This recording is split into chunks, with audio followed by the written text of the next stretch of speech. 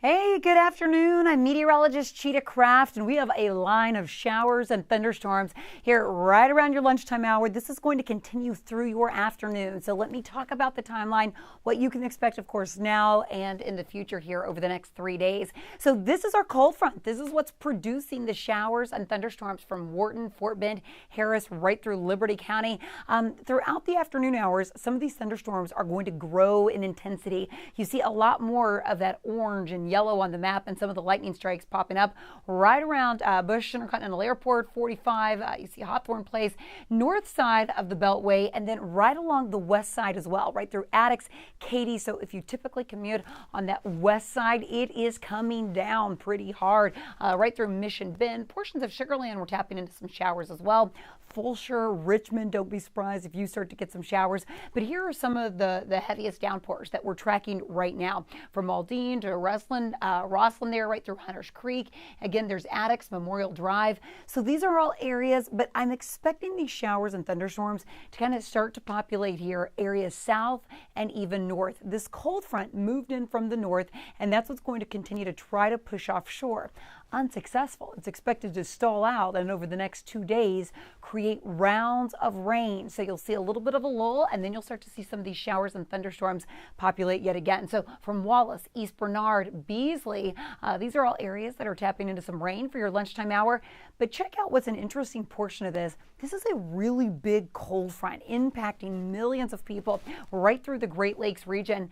Look at all of these storm reports, from hail, damaging winds, the tornado warnings that are in effect for several states.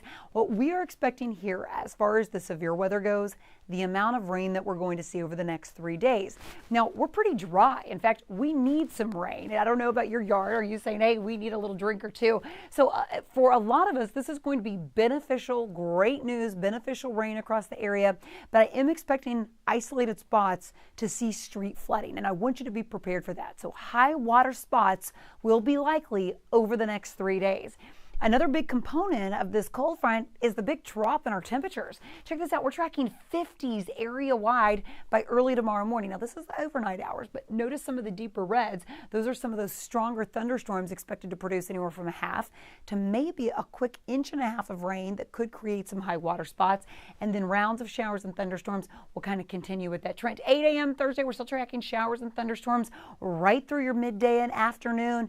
Notice how these thunderstorms are fairly concentrated, I would say, in town and north of town. By Friday, that starts to shift a little further south. So even 10 o'clock Thursday evening, we're still tracking showers and thunderstorms around. Overnight into Friday morning, here's 10 a.m. You're still going to see another day with the threat of these isolated high water spots. And then once we get into our overnight hours into Saturday, I think we'll see a few showers before sunrise Saturday, and then that should be about it. We're actually going to trend a lot drier midday through our afternoon hours on Saturday, and then especially for Easter Sunday. So how much rain are we talking about? I think area-wide 3 to 5 inches of rain. This is a really nice scale. So when you're looking at some of the red here, that's indicating between 2 to 4 inches of rain. And if we get that over a 3-day period, I think we'll be okay. Maybe we'll see isolated high water spots, but overall, this isn't a citywide flood threat. Now, when we start to see pockets of the yellow or some of the orange, that's when we're getting in above 5 inches of rain. So, and models struggle with pinpointing exactly where these thunderstorms are going to set up. If we do see some training where one thunderstorm develops and then it redevelops over the same area, that's really what creates that flood threat over isolated spots. But overall, if we can pick up this rain over a 3-day period, I think a lot of us need this rain, and hopefully if we can spread it out, it'll just be good news across the board, making for a really wet and soggy Thursday and Good Friday, but then clearing pretty quickly. Again, most of the showers that here are on your 7-day for Saturday should be before about 7 o'clock in the morning Saturday. So we trend drier. We start to dry things out Saturday afternoon. I think Sunday, your Easter, is really looking dry, and next week should be really nice. So the timeline that we're focused in on is today, Thursday, and Friday. Cold front moves through and stalls out. I know this is a live stream on all the platforms right now, so I'm going to give you one last look at the radar so you can see. Or you know what I wanted to do? I wanted to show you these temperatures too. This is really interesting. When we get these cold fronts, watch how it splits our viewing area. So let's say right now you're watching anywhere from the Woodlands, maybe even Jersey Village, Tomball, Cypress.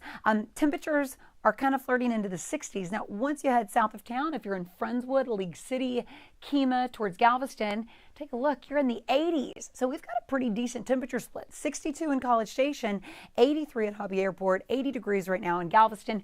Eventually what will happen is that cold front that I was showing you on our radar, as that moves southward, all of our temperatures and our winds are going to be shifting directions. Winds will be out of the north for most of your afternoon hours. That's going to add a little bit of a cool to the air. And then, of course, rain is going to bring in some rain cooled air as well.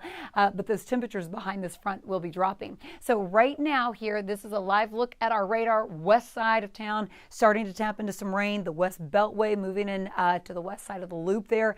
And then on the north side of the Beltway, right through the big airport, you see the lightning strikes as well. This will continue through the afternoon. I would say, let's say for carpool pickup around 2:30, 3:30 this afternoon, it's going to be hit and miss if your kids have after school activities, soccer practices, maybe some baseball games. Again, it's going to be where you live on if those games and those practices kind of get underway. As far as the lightning rules, you're going to have to watch out with some of these thunderstorms because that's going to impact some of the practices and after-school activities. Broad scale, though, let's say northwest side, you're getting a big break, and then areas south of 45 there. But overall, this afternoon, you'll start to see a few showers and thunderstorms continue to grow in intensity, and then I think some of our heavier downpours are going to start to kick in overnight and then for the early morning hours tomorrow. We have got you covered here at KHOU. You can always check our social platforms or go to khou.com. We're going to continue to give you some live updates here and, of course, our newscast this afternoon and evening with meteorologist Tim Pandey.